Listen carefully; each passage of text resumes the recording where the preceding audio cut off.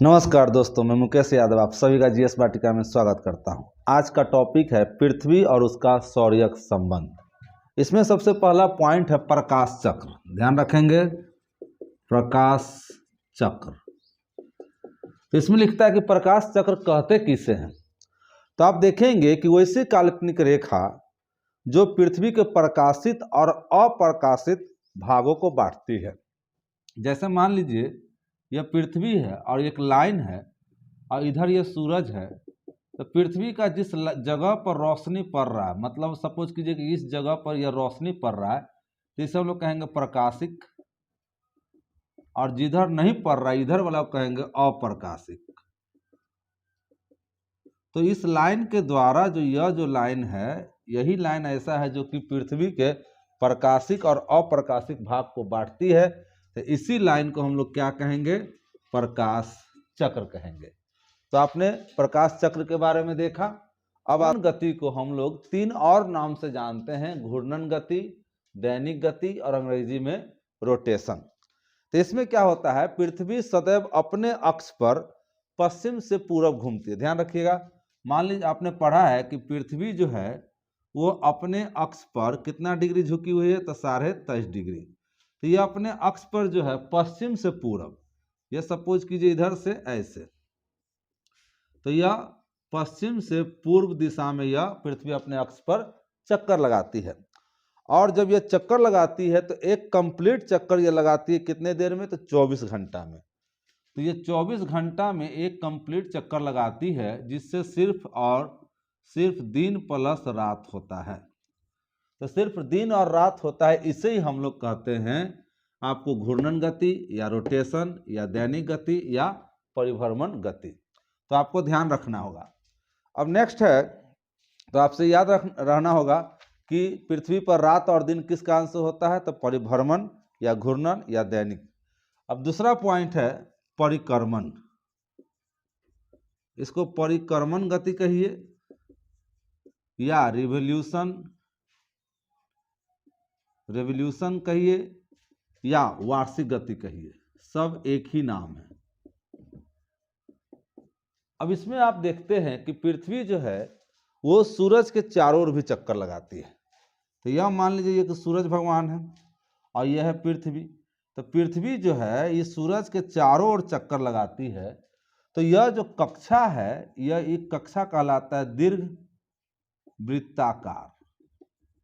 तो दीर्घ का मतलब होता है बड़ा और वृत्त के आकार का। वृत्त का मतलब होता है गोल, और वृत्त जो होता है वो गोल और बड़े आकार का को जिस कक्षा में पृथ्वी चक्कर लगाती है सूरज का, तो इसी कक्षा को हम लोग कहते हैं दीर्घ वृत्ताकार। और आप देखेंगे कि यह एक कंप्लीट चक्कर जो लगाती है 365 दिन और 6 घंटा में। तो 365 दिन 6 घंटा में, यही 6 घंटा अगले 4 साल में 24 घंटा हो जाता है। अगले 4 साल में हो गया 24 घंटा। और आप जानते हैं कि 24 घंटा बराबर एक दिन और रात होता है। तो इसीलिए यह एक दिन जब बढ़ जाता है तो 365 में एक दिन आप बढ़ा दीजिए तो हो जाता है 366 दिन। और फरवरी का जो महीना है, फरवरी का महीना जो 28 दिन का होता है, वो हो जाता है 29 दिन का। तो वो लीप ईयर। तो ऐसा जो होता है वो 4 साल में एक बार आता है। तो आपने देखा कि पृथ्वी जो है एक कंप्लीट चक्कर लगाती है सूरज का 365 दिन और 6 घंटा में, और इसका कक्षा होता है दीर्घवृत्ताकार। तो इस स्थिति में क्या होता है कि जैसे मान लीजिए जब यह चक्कर लगा रही है तो कभी यह दूर हो गई और कभी यह नज़दीक हो गई।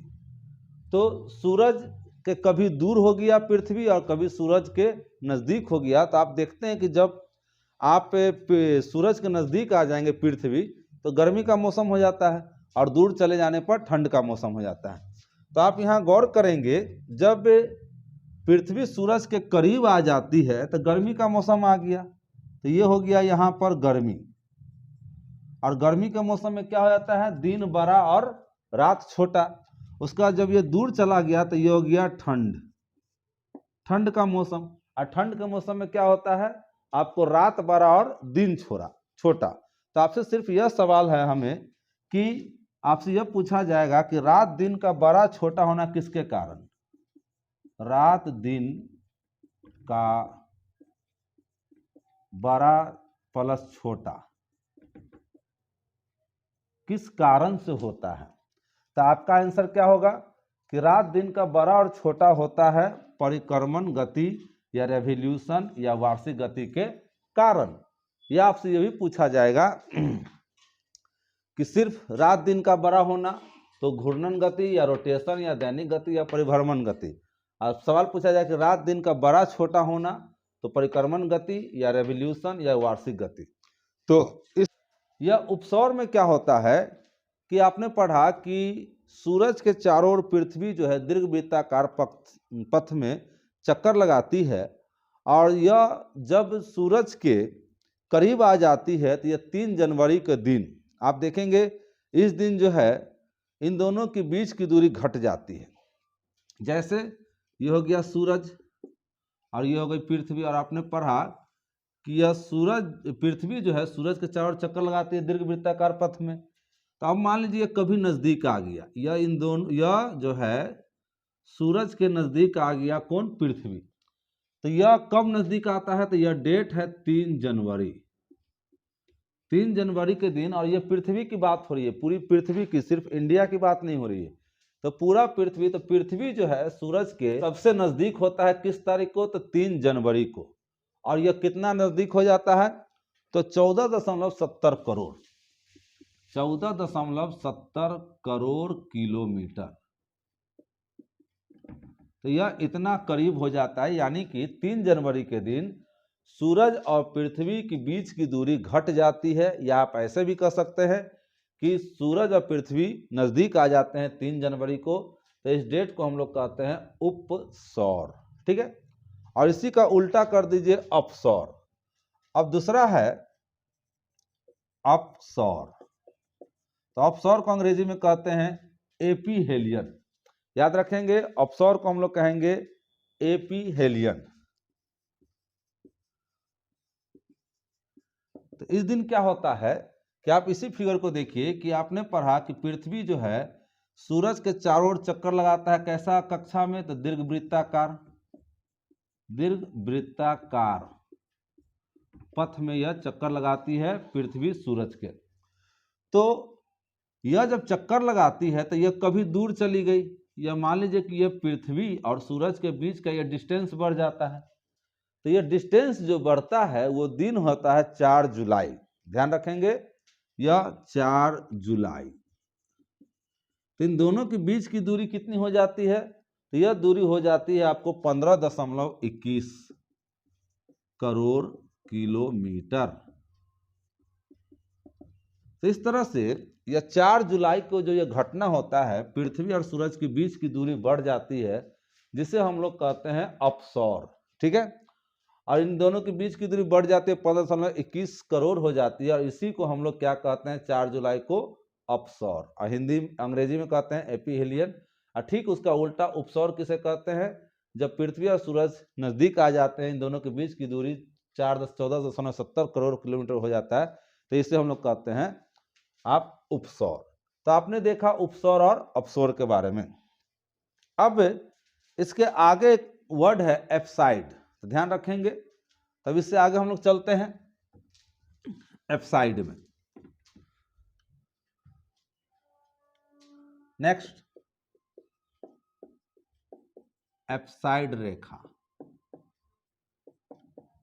एप्साइड रेखा किसे कहते हैं? तो आप देखेंगे उपसौरिक एवं अपसौरिक को मिलाने वाली काल्पनिक रेखा सूर्य के केंद्र से गुजरती है, उसे हम लोग एप्साइड रेखा कहते हैं। सूर्य के केंद्र से, तो सपोज कीजिए कि सूरज भगवान है और आपने पढ़ा है कि यह जो है पृथ्वी जो है सूरज के चारों ओर चक्कर लगाते। तो एक मान लीजिए पृथ्वी यहाँ है और एक यह पृथ्वी यहाँ है। तो आपने पढ़ा कि यह दूरी है, तो यह जब दूरी है तो यह 4 जुलाई के, तो इसे हम लोग क्या कहेंगे? 4 जुलाई को अपसौर। और यह नजदीक है, इनका जो है यह 3 जनवरी, इसको हम लोग कहेंगे उपसौर। और आपने पढ़ा उपसौर में 14 कितना किलोमीटर की दूरी हो जाती है?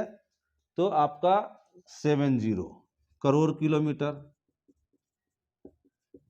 और यहाँ पर जो डिस्टेंस होता है 15.21 करोड़ किलोमीटर।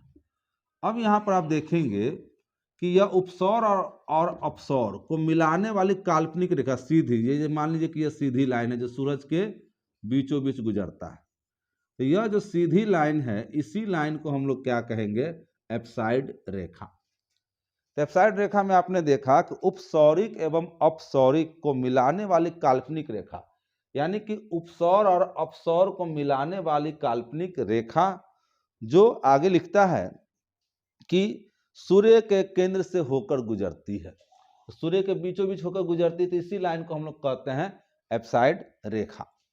तो वीडियो आपको कैसा लगा आप कमेंट करें, लाइक करें, शेयर करें, सब्सक्राइब करें। तो आज के लिए इतना ही, थैंक यू।